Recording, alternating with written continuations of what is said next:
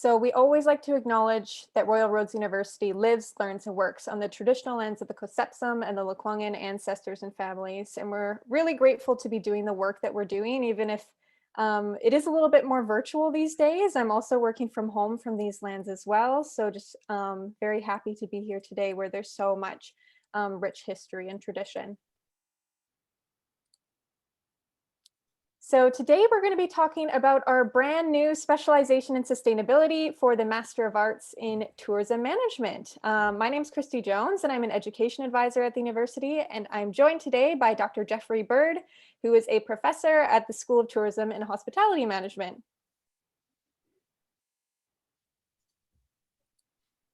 Hi, everybody. Nice to be here with you. Fantastic. And to look back into the chat box and see who's joining us. Wonderful folks from India, Invermere, BC. Oh, somebody who's applied for the Matm August 2021 batch. Vancouver. Okay, wonderful. Nice to see all of you here today. So for today's agenda, we will be taking you through a brief overview of the Royal Roads University experience, what it's like to be a student with us. And then we will be going through first a bit of a primer on sustainability and tourism and going through what that can look like, why it's so important today, then carrying on into an overview of the program itself and the specialization, and then finally the application requirements and that process and what it looks like. We're also joined by a few folks today in the background who will be helping us, again, answer any questions in the chat box and such. So we have Andrea here who can help with any tech challenges that you may have.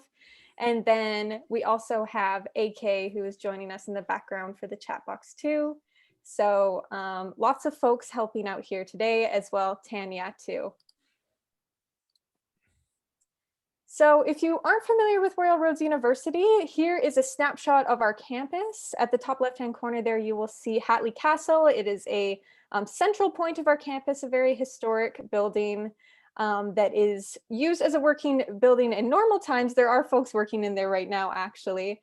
But when we get to be on campus, there's also classes there. We have, it's used for film projects and things like that. So it is very much a working building today. The top right-hand corner, you will see the Japanese gardens. That is just one of many different manicured gardens that we have on campus that you can explore. We also have the Italian gardens, the rose gardens, a croquet lawn. So lots of really lovely places where you can get out and explore nature.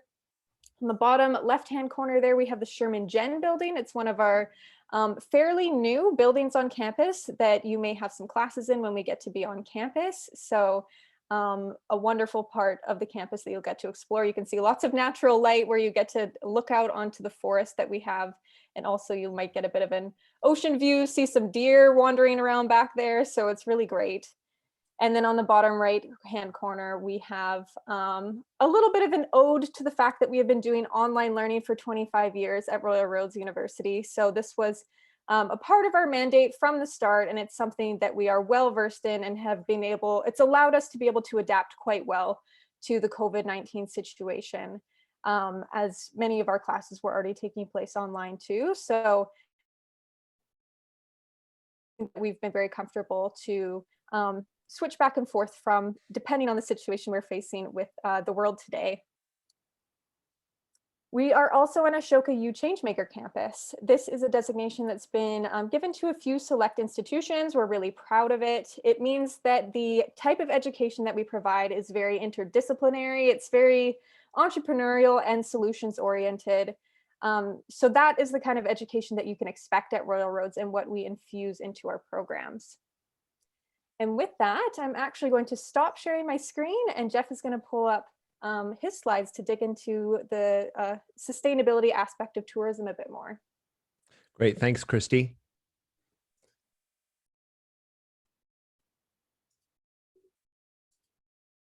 Just want to make sure everyone can see that okay. Yep, looks good. Okay, great. Well, wonderful to be with you this morning. And it's certainly quite an extraordinary time in tourism globally. And so we're going to just take a little bit of time here, about 25 minutes, just to walk through some big issues and dive into some of the topics that you would cover if you came to Royal Roads University. This is a new specialization for us, but we've been delivering sustainability related courses for 12 years since the very inception of the program. And certainly the expertise of Royal Roads and sustainability goes across the university. We have the School of Environment and Sustainability, and there's courses that you'll see that we draw from there. And certainly it's part of the guiding principles of the university.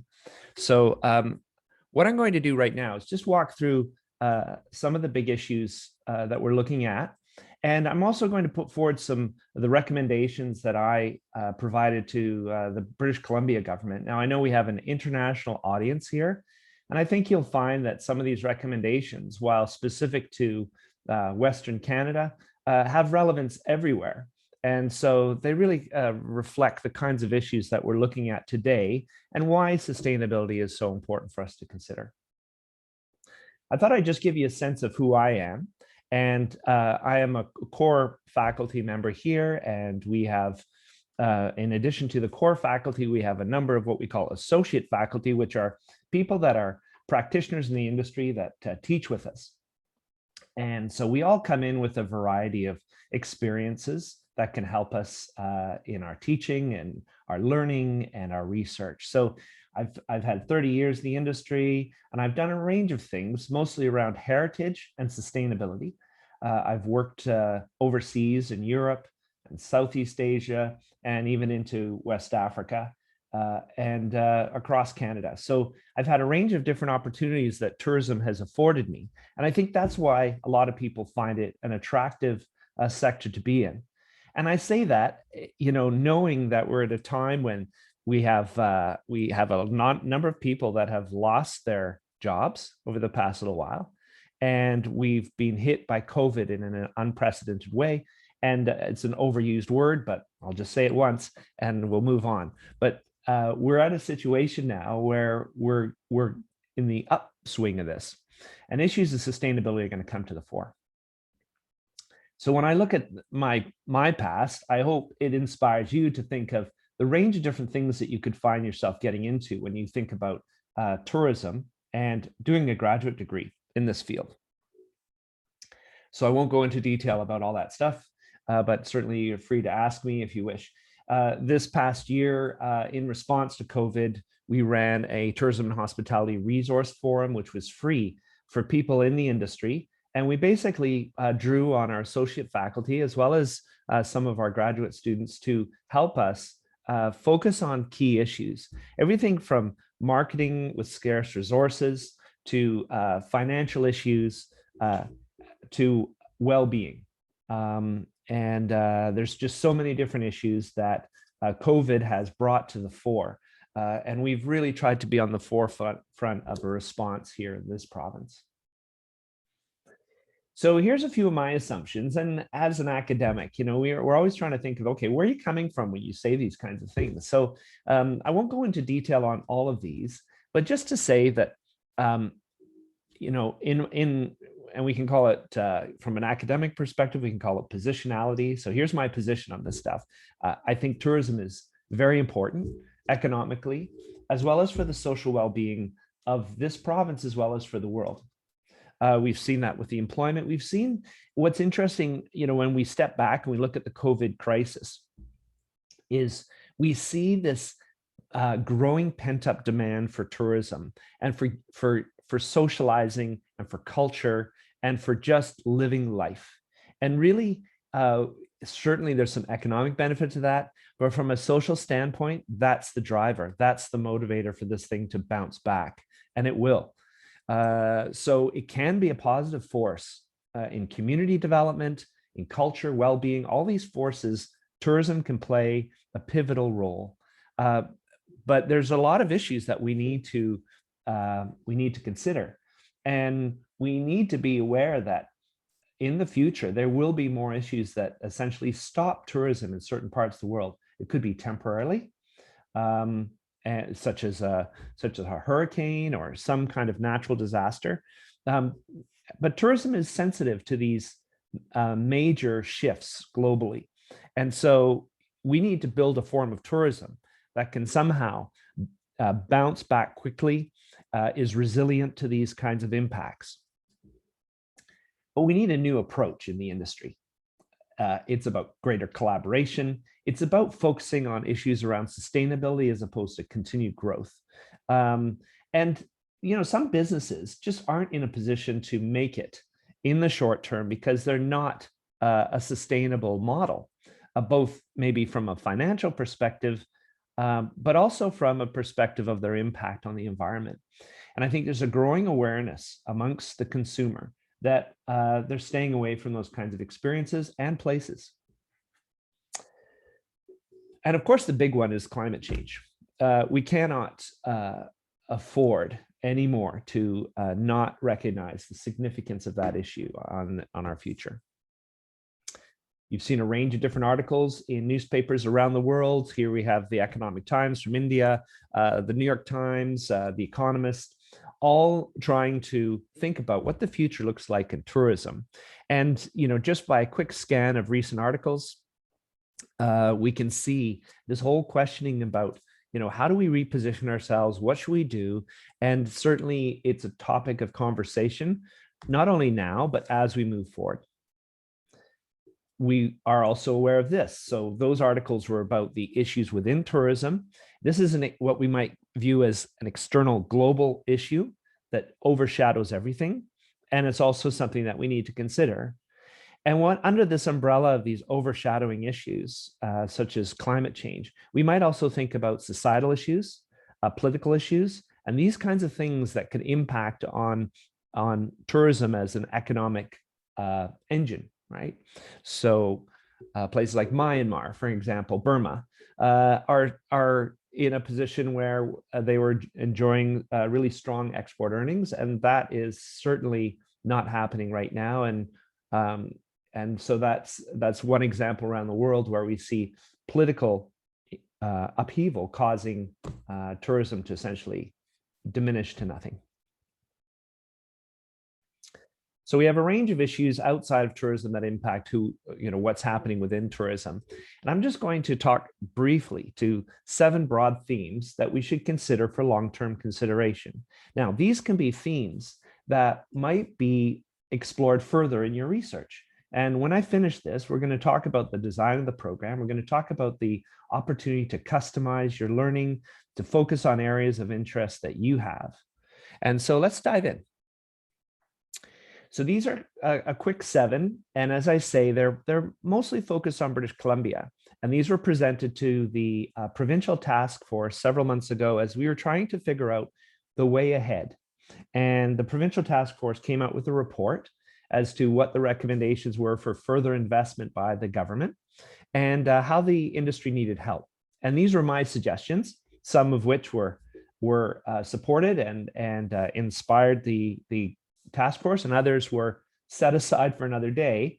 Not to say that they weren't necessarily important, but there wasn't the money, there wasn't the drive, there wasn't necessarily the motivation, and maybe it wasn't as high a priority as other issues, but they linger. So I would say the language of what we're talking about when we say sustainability, we're seeing this morphing or this evolution towards the language of regenerative tourism. And that is a word that's, people are when I presented, people were saying, that's great, that's what we need to do. But other people were saying, that sounds great, but I don't know what it means. And so, that's one of the issues with sustainability and the language we use, is that sometimes it can be so removed from the realities of a small business operator in a place that they don't see how they link in. But regenerative tourism is basically about coming to a point where we're building back better, that we're contributing more to the community than we're taking away. And when I say community, I can include the environment as well. And so there was a range of different suggestions as to how we could approach that, as they're listed here, and you could have a quick glance down the list of things that you may find of intriguing. But you can see some key words here that we talk about, like carrying capacity, limits to growth, growth management. Those kinds of things linger when we start talking about regenerative tourism. Sustainability does not necessarily mean continued growth. And I think that's what, sometimes we say we need to sustain growth. So we use the term sustainability in a way that, is kind of counterproductive to what we're trying to do, which is trying to live in a sense of balance with what the world can do and what the environment can handle and what communities can handle. So here's another issue around sustainability. All of these things weave into the idea of sustainability or regenerative tourism in different ways. And the whole idea of building a culture of tourism, which is towards a more sustainable approach. So this is about training. This is about providing incentive to industry to move that way and to think about a new culture that we need to create in the future. Of course, a big one is people. So many people have lost their jobs. There's a number of people that have just said, I've been in this industry for 15, 20 years, and I just can't afford this kind of upheaval, and I'm going to move to a different sector. And I guess there's a bit of a silver lining there, because what I see is that the skill set that we learn in tourism and hospitality is basically transferable and sought after in a number of other sectors. So really, when you're taking an MA in tourism management, you're not limiting yourself at all. You can always repurpose your graduate studies to say, look, I've got a graduate level of learning, I've got a business skill set, I can basically go a lot of other places. And it's the same with the idea of sustainability. It's not like any other sector is going to be avoiding this topic. But I think it's interesting that we try to tackle opportunities for people to get back into the industry. There's opportunities to train people that may be people at risk. And that's what this program here was at Whistler. It's called Zero Ceiling. And it was basically about taking Indigenous students and running them through training in the workplace. And one of our faculty was involved with writing this impact report. Support for businesses. So, obviously we might say, yeah, that sounds logical. We got to support businesses in the recovery, but what is it that, who should we support? Should we support everybody, or should we focus on certain businesses? And so my argument here was we needed to focus on those businesses that supported the Supernatural British Columbia brand. So that's our tagline, Supernatural British Columbia. And so if we're going to support sustainability in the future, we should highlight those particular organizations and support them to make sure that they are the ones that continue post-COVID. Community. One of the terms that we hear used a lot is this term of social license. Social licenses is something we're going to hear more and more about, and it's tied with the whole idea of over-tourism. And over-tourism has really come into the scene just a few years ago. There's a book named Overbooked, and it was a New York Times bestseller. And it was a paperback that basically put out this whole idea of sustainability, but to everyone. And it really just highlighted something that academics have been talking about for quite some time, and maybe not getting the message out as clear as they should. And that was communities are exploding at the seams in some cases with over-tourism, that they're being overwhelmed socially, that there's a pushback on tourists.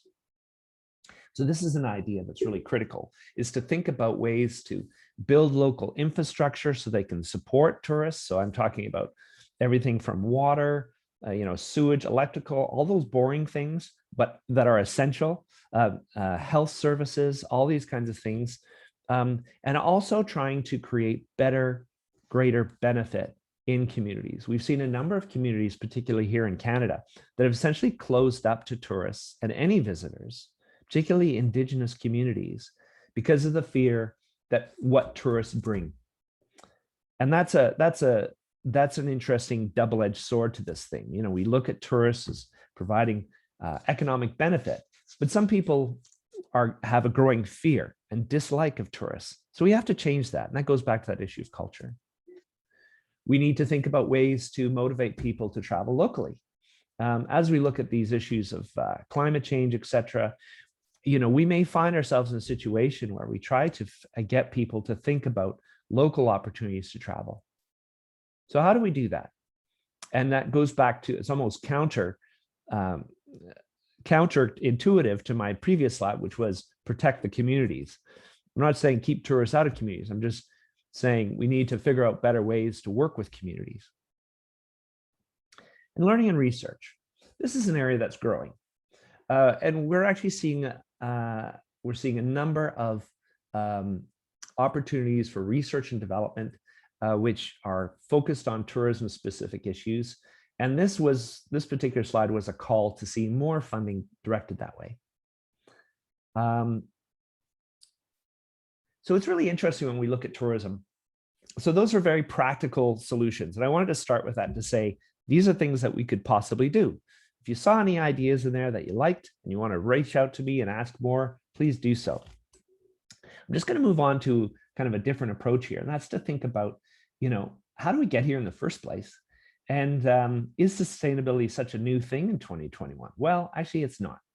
And this old slide, which is one I use a lot because it's like a bottle of wine. It just gets better with age.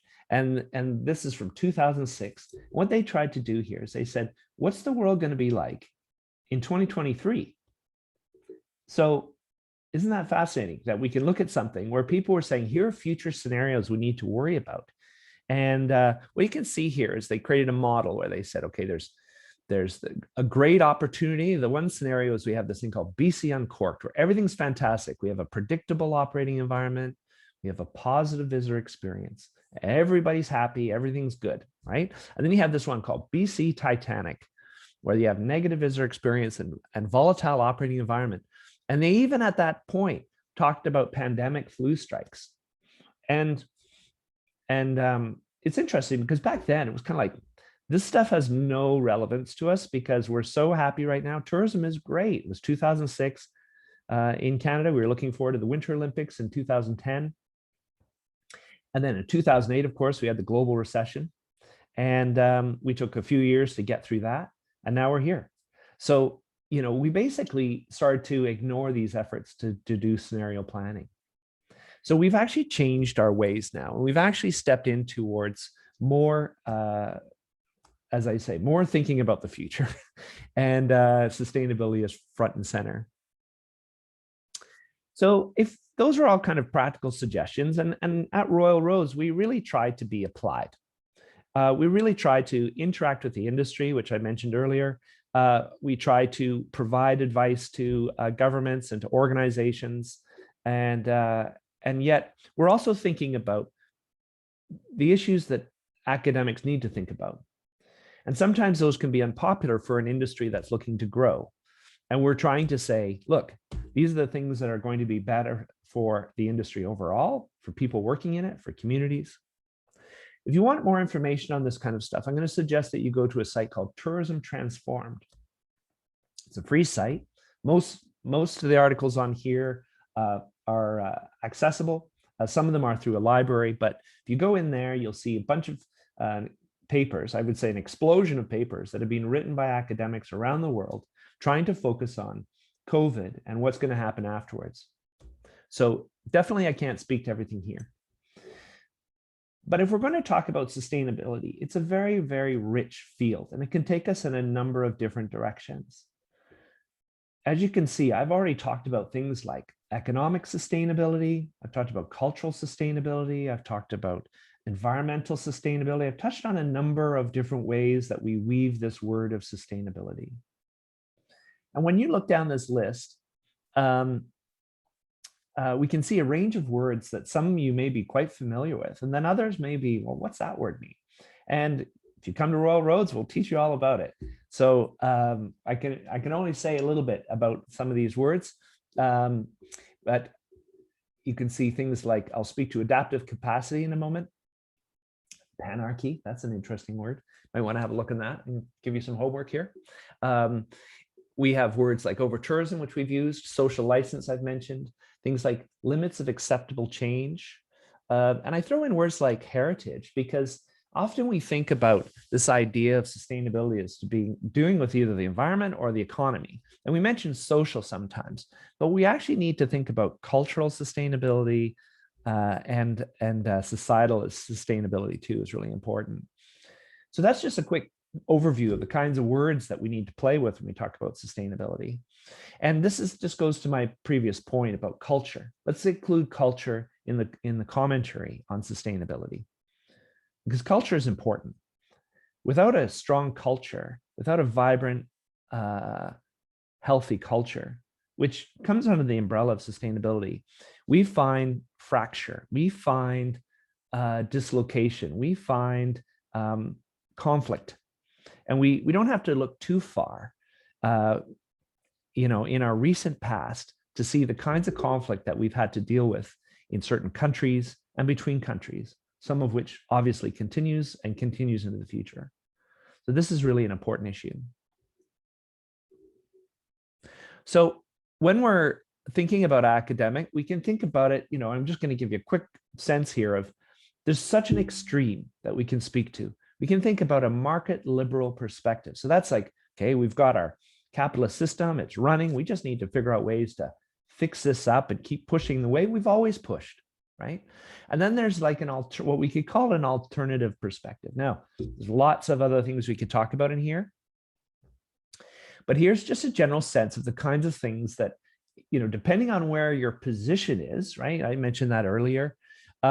This is the kind of thing that we might talk about. If you're saying a market liberal perspective, you say, well, yeah, we just need to figure out the technology to solve the problems we're in. Science is going to help us through this, and we'll get through this, right? We've always overcome every challenge we've faced in the past. It's just a question of just going back to the way things were, returning to normal, right? Whereas when we think about the alternative side, we might start thinking about things like the natural system, ecology, the ecosystems that we're so dependent upon, the atmosphere, and this view that we cannot return to normal, that there's and this almost defies logic for some people in our field.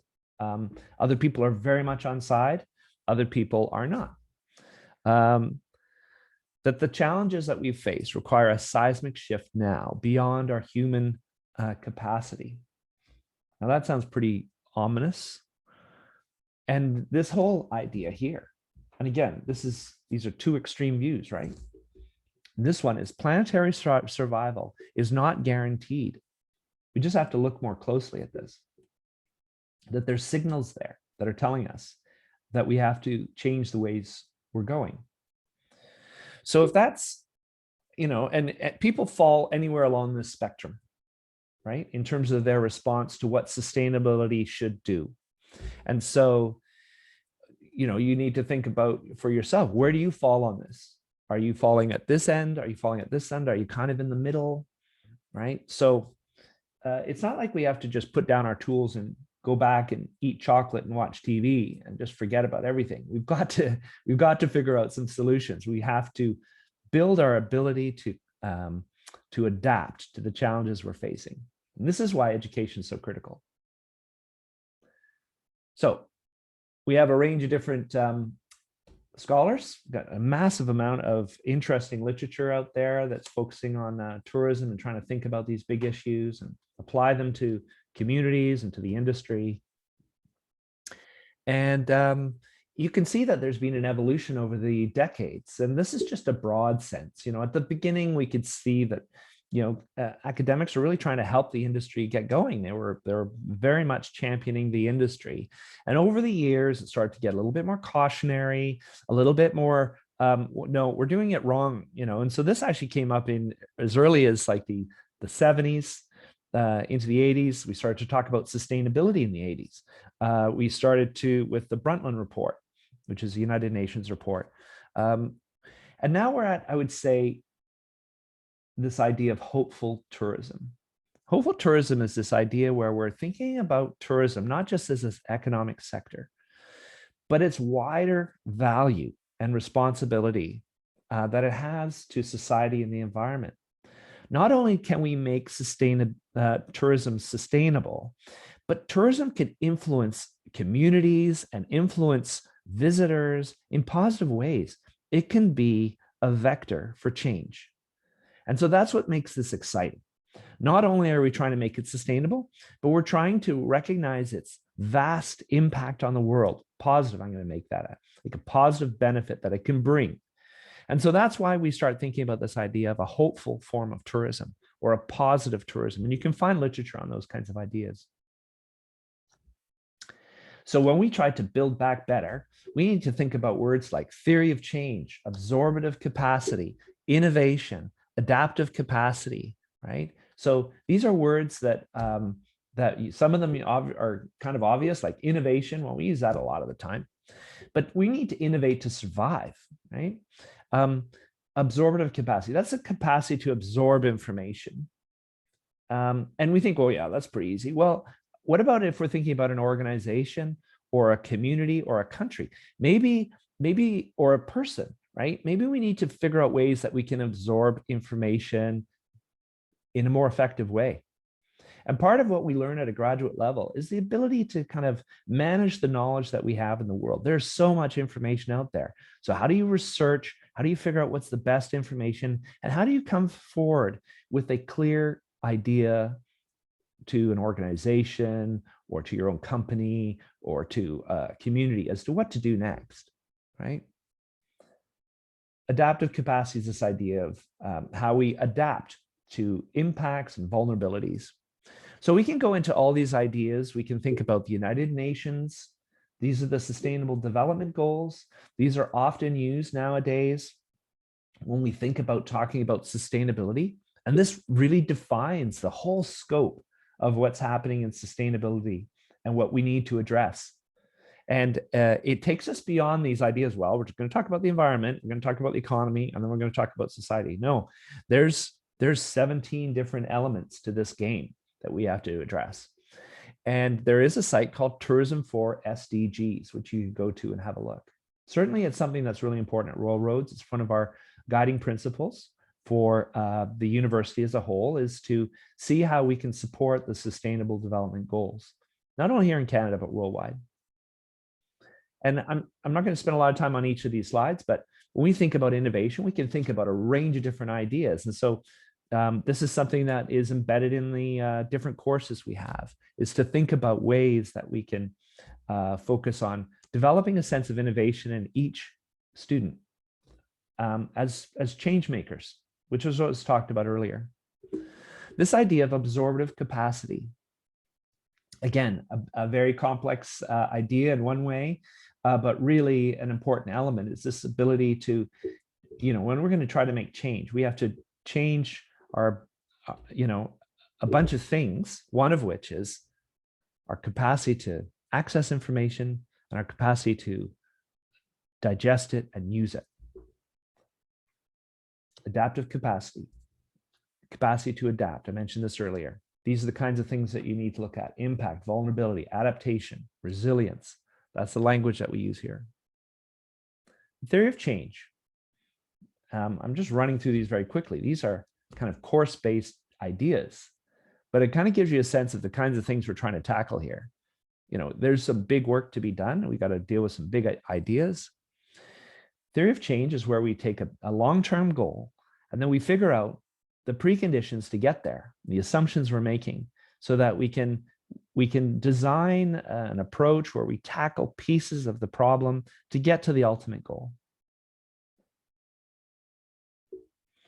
My final slide on this topic, Raymond Williams, Welsh author, he said, "To be truly radical is to make hope possible rather than despair convincing."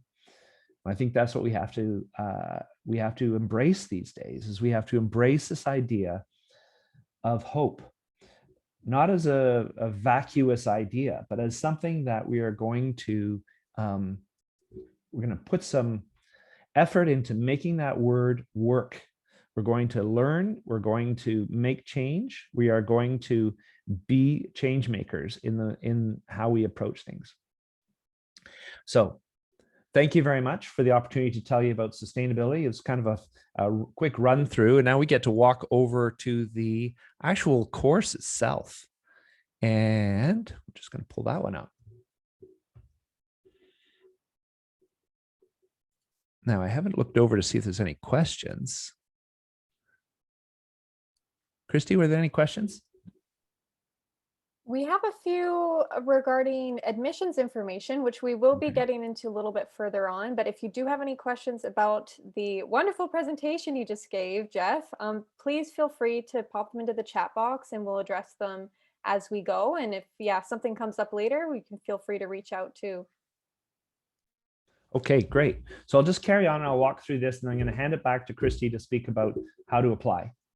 So here's a quick overview of the Master of Arts in Tourism Management. There's some of our students in our new building that we have on campus, which is lovely. And we have a range of different options. We have an online option, which is what we call blended with a residency, where you're coming onto campus twice for a week each time. We have an on-campus a fully on-campus program. Sometimes the courses are online. And we have a graduate certificate. So if you're just interested in figuring out what this is all about, you could take the graduate certificate in tourism management, which is any 3 courses that we have in our program. I should mention that and it might be mentioned in the application procedures, that we have 3 intakes a year for the on-campus. And so that makes it quite flexible. And we have 1 intake right now for the blended, which is typically in August.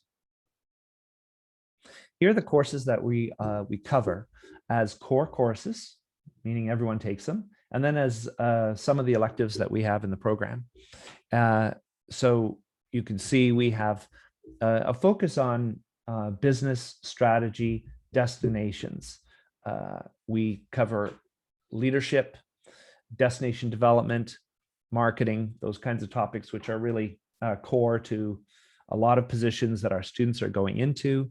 We have a range of different other areas like social entrepreneurship. We have an internship option. So these are the kinds of opportunities that you get to select when you're here. When you're coming towards the end of the program, which essentially starts after the first year, you need to start making these decisions pretty early on to figure out the path you want to take. But we have 3 completion options now. One is the classic thesis model, which is great if you're thinking about doctorate work or there's a specific topic that you want to research. So that's really a great option. If you take that one, essentially you're able to take 2 electives. We have another one called a major research project, which essentially allows you to focus on maybe something a little bit more applied. Maybe it's a business plan, maybe it's some topic that is more about a feasibility study that you want to think about for an organization. So that provides you an opportunity to take 3 electives and is a slightly shorter major research effort. Finally, the Capstone is a course that's 3 credits. It allows you kind of maximum ability for electives, 5 electives. What's important if you're going to do a sustainability specialization is that you have either the thesis or the major research project. So I think my next slide is this. When we do a specialization at Royal Roads, essentially what we're doing is 2 courses, 2 elective courses, plus either major research project or the thesis. So when you do your MRP or thesis, you essentially get to tailor your study of sustainability in the area that's of particular concern or of interest to you. So our MATM specializations at the moment all have a flavor that link with sustainability in some way. So starting at the bottom there, disaster emergency management. That's the triage point of where we have issues, and tourism is finding itself in the forefront of disaster emergency management issues. So we have a program here at Royal Roads University, and we tap into their electives for our students to take. So you could do that. Social entrepreneurship, that is certainly a focus for those of you out there that want to gain some more entrepreneurial skills. Maybe you want to fix up a business, start one, and we do it from a sustainable lens. Finally, and the one that's of focus to us today, is this idea of sustainability. Nice and broad, gives you some great latitude to focus on areas of interest that are important to you. And we have 3 courses in there, of which you would take 2. One is ours within our school, and that's the Sustainable Tourism Management. And then 2, we draw on from the School of Environment and Sustainability. Why? Well, because they have yet another way to think about sustainability. And they dive into what we call systems theory. So they do work around systems perspectives, which is really important when we're thinking about how things interconnect and we're trying to solve problems. How do we do that? And they also have a particularly strong course called Developing a Sustainability Perspective. So you gain such a richness with the sustainability option where these courses are tried and true. They've been delivered for years. So it's not like we're saying, well, come and you'll be the first to take this course. These are just an opportunity for us to repackage existing great courses into a specialization that really allows us to do great things. So that's what we have with the sustainability option. So how to apply? So over to Christy. So I'll stop saving sharing, shall I? Perfect. Thank you, Geoff. And then I'll just pull up my slides here. We do have a question in the chat box regarding the situation with on campus versus online in regards to COVID and everything. So with that, we're following the public health and safety guidelines for now and hope to be back on campus soon. Geoff, I don't know if you have any more insights or updates on that. Thanks, Christy. Yes, we are looking forward to hopefully opening in September. That's what the government has said to us. So that's where we're going. The students over the past year have learned entirely online, and the government has made accommodations around work permit issues and those kinds of things. So that's certainly been something that we've adapted to.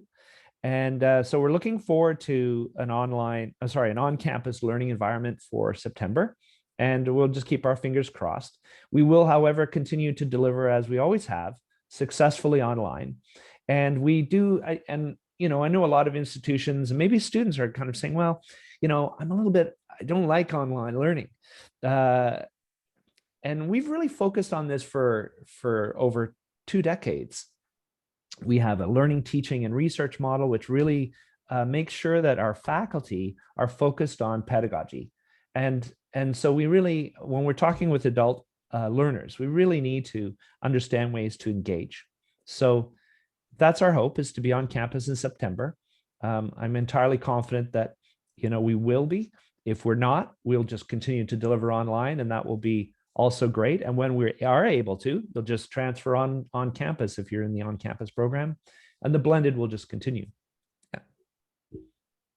Perfect. Thank you, Geoff. And another question, I think in regards to your presentation from Natalia, of the 7 themes, I'm curious if you can share 1 or 2 that the BC government may implement or is considering.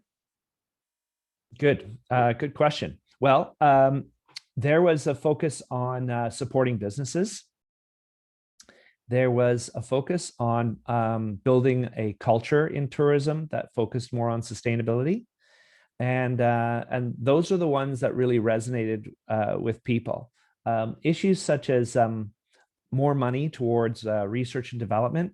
In the triage of issues that BC faces, just like every other destination, that was seen as one that's like, yeah, that's a great one in a couple of years. So those kinds of things were important. You're seeing the issue of community becoming more and more a topic of concern. Imagine if communities actually turned tourists away and started to put up banners that they don't like tourists. Does it sound crazy to say? Well, you're seeing it in places like Barcelona. So certainly it's a topic of conversation I have with city councilors across the province. And so you're seeing that politic of tourism happen at that local level. So whereas we're not seeing like an instant, Geoff said this, we're going to do that. You are seeing those issues, flow into government policy, and you're going to see them addressed in different ways. But more work's to be done. We need some researchers here, student researchers are here to come here and solve some of those problems for us. Exactly. Alrighty, and with that, I'll head into the admissions requirements and how to apply. I see there's a few questions about that, so I'll try to address them as we go through. So we have standard admissions and flexible admissions at Royal Roads. I will start off with the standard admissions and what that looks like. So the first point here, completion of a 4-year or comparable undergraduate degree in a related field with a minimum GPA of a B from a recognized post-secondary institution, at least 2 years of full-time work experience within the tourism or hospitality industry. And then applicants who meet the degree requirement but not the GPA requirement will normally be required to take our academic writing and critical thinking course. But we hear from lots of folks that this is actually a really useful course to take either way, especially if you've been out of academia for a few years. It just really helps you get your head back into the frame of writing academic papers, referencing, and the critical thinking piece. So it really does set you up well for your educational journey. And then we also have flexible admissions. So this is for students or applicants with no post-secondary education, and they would normally be required a minimum of 7 years of progressive work experience, 3 years of which would be in a leadership role. And applicants who have completed some post-secondary education, but who do not meet the 4-year degree requirements will be adjudicated on a case-by-case basis with greater emphasis placed on the quality and years of work experience.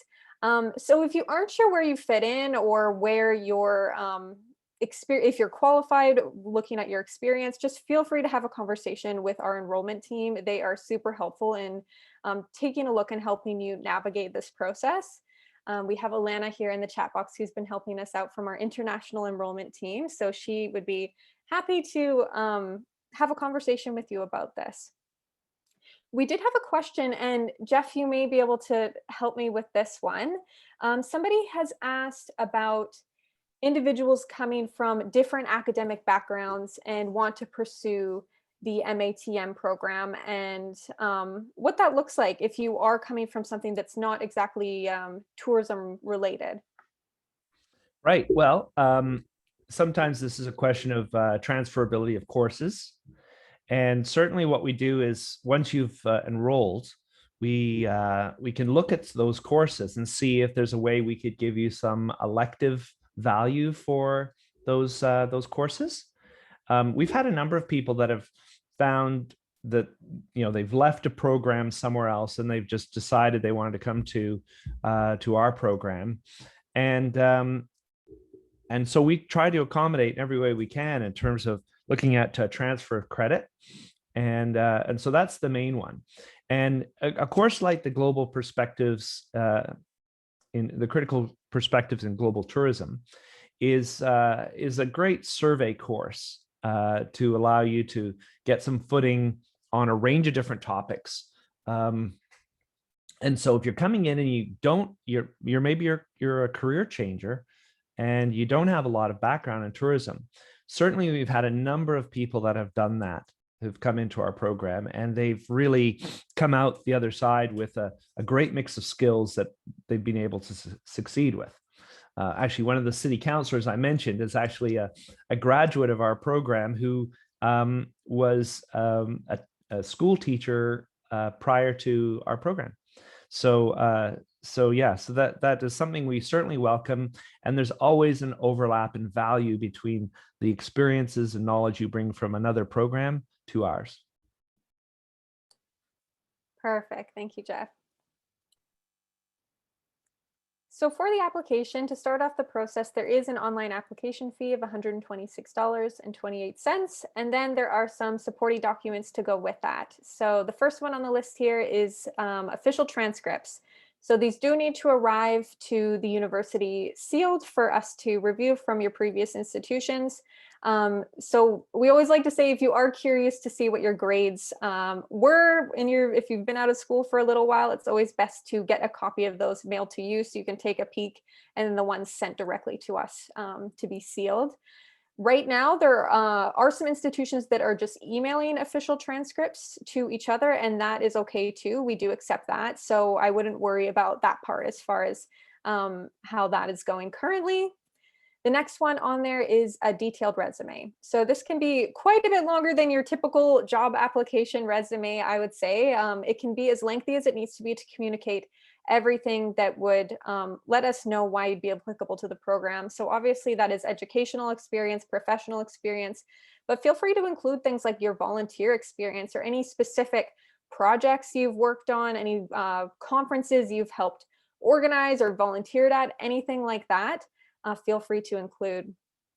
And then we also have the personal statement, also known as the statement of intent.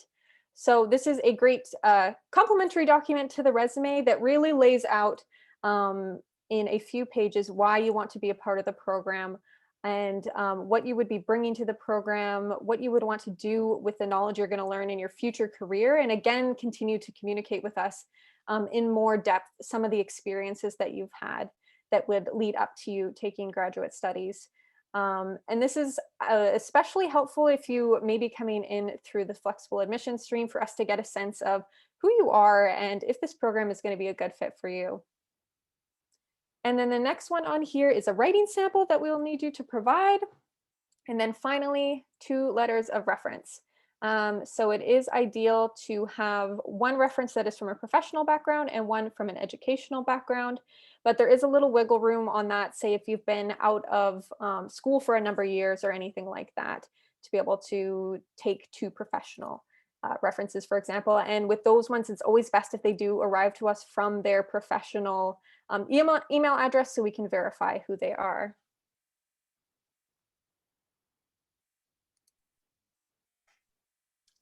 Okay.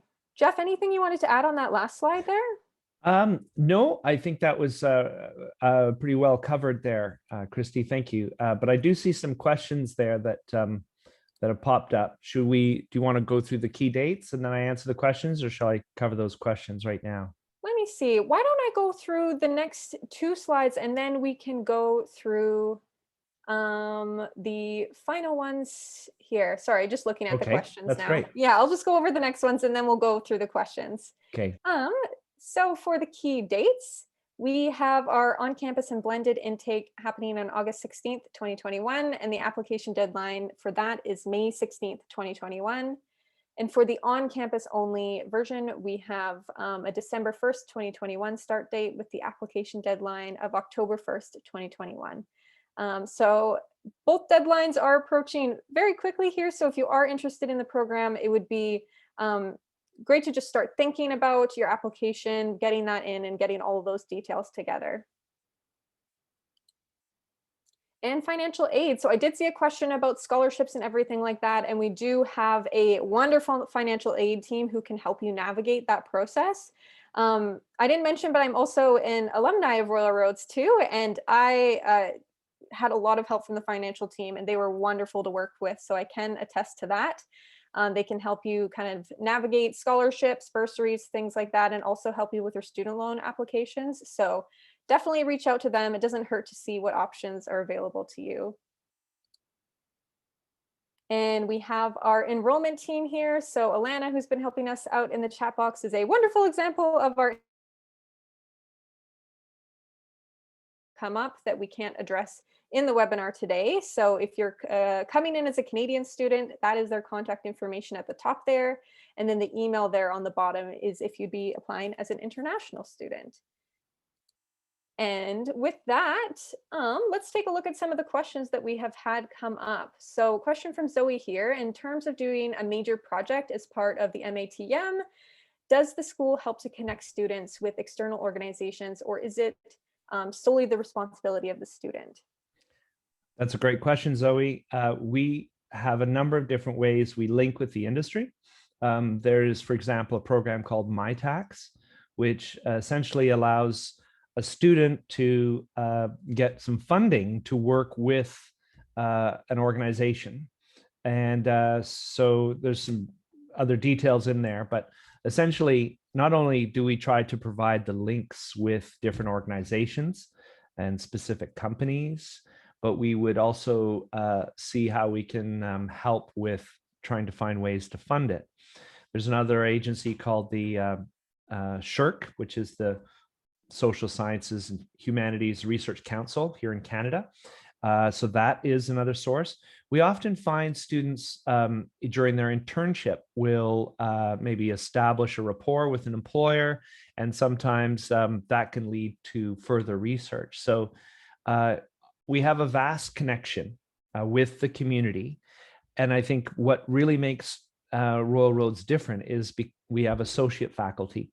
And as I mentioned earlier, they're working in the industry. They're general managers, they're consultants, they're working for destination marketing organizations. And these people are part of our network. We're also linked with a number of different associations so that we are actively participating in their discussions. So there's a number of ways that we connect with communities.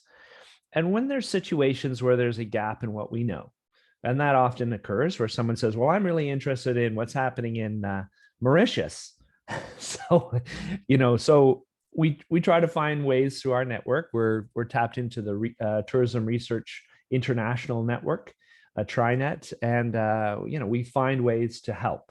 And this isn't just the faculty, it's the staff too. There's some really important people that I'd like to point out. We've got Anne-Catherine McLean here and Tanya Aindo, both fantastic team players in our school that are always there to help students.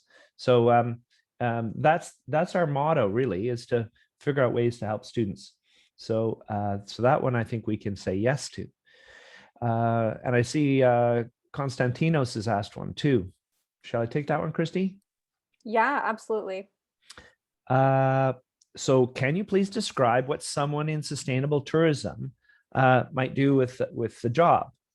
What are the responsibilities? Well, I can think of a couple of our graduates, and their experience right now helps me frame what I say here. So I've seen students go on into different industry associations, and they play a key role with policy development, lobbying government. So we have one student, for example, who did a lot of work towards ending the grizzly bear hunt here in Canada, in British Columbia specifically. And she's with a adventure tourism related association. So very active on that front and dealing with a lot of issues to do with wilderness tourism.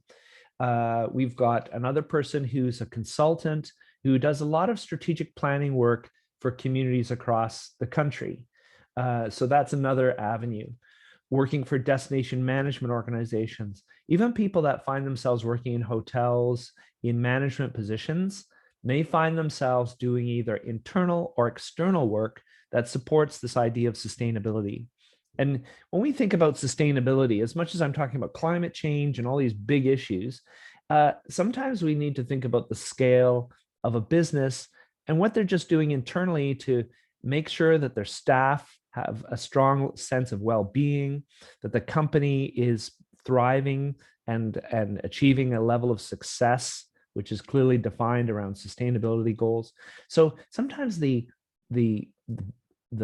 output from the student as they graduate into the business in terms of sustainability it could be a range of different points, right? So community, as I mentioned, sometimes people go into local government or provincial government, and they play a role in that side too. So there's a range of different options that can come about as a result of having this very relevant specialization. Perfect. And with that, yeah. I see Cheyenne's question. Is it Cheyenne? I hope I pronounced that right. And I see that Alana has responded to that one. So I'll leave that one to Alana to chat about that. I think that Yeah. covers all our question. Yeah, there's a few questions about individual qualifications and things like that. So we can just follow up with folks about that. There is one more about, could we reach your graduate students and ask them about their career? Is there any kind of communication with your alumni? We can actually connect afterwards and discuss that a little bit more. I think our enrollment team has some connections through that way that they might be able to help facilitate or just talk about a little bit more. So yeah, we can definitely try and set that up. And with that, I realize we are at 9:02, a few minutes over the hour here. So thank you everybody for joining us today. If we didn't answer your question today, or if anything comes up after, please feel free to reach out to us and we will help you the best you can in making a decision about your future going forward, and if that involves heading back into education. And thank you to all the team behind the scenes who have helped us today. So of course we had Alana, AK, Tanya, and Andrea. It takes a village to put on these webinars. So we're really happy that you could all join us today. And thank you, Geoff, for really guiding us through what sustainability in tourism looks like and why it's so important today. Great. Thanks, Christy. And I wish you everyone a happy day. And I look forward to seeing you here on campus. Thanks, everybody. Have a good day.